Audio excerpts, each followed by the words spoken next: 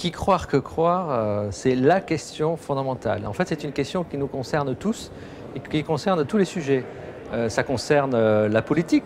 Pouvons-nous faire confiance à nos élus, à nos gouvernants? Ça concerne la vie privée, le couple. La question de la confiance est une question évidemment très importante. En amour, dans la famille, au travail. C'est une question aussi scientifique. Beaucoup de scientifiques se la posent, ou on la leur pose, la question de la fiabilité aujourd'hui de la science. Et puis évidemment, on touche aussi à une question qui est celle de la foi.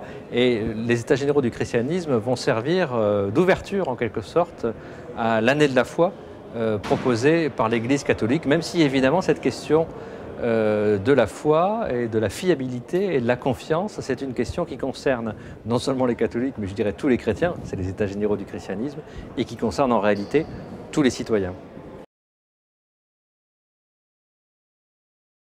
Strasbourg, c'est une ville extraordinaire sur le plan œcuménique.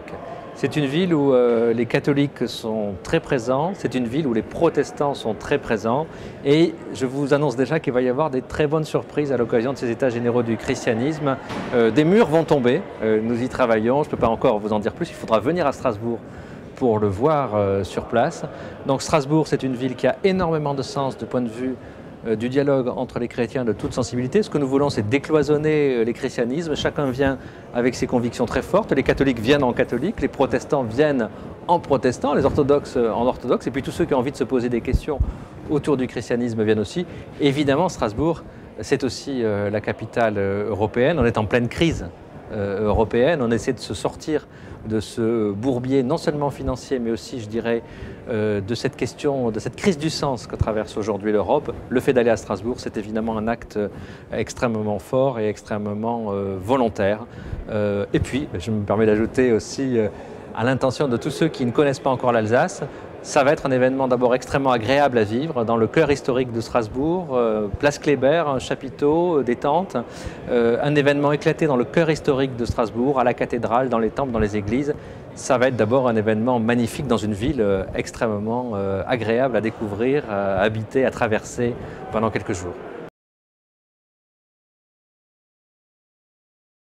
Les États généraux du christianisme se développent. Il y avait déjà beaucoup de choses dans les 2 années précédentes, plus de 100 intervenants, une soixantaine d'événements dans l'événement. Eh bien, il y en aura encore davantage cette fois-ci. Nous avons développé les États généraux du christianisme dans 2 directions principales.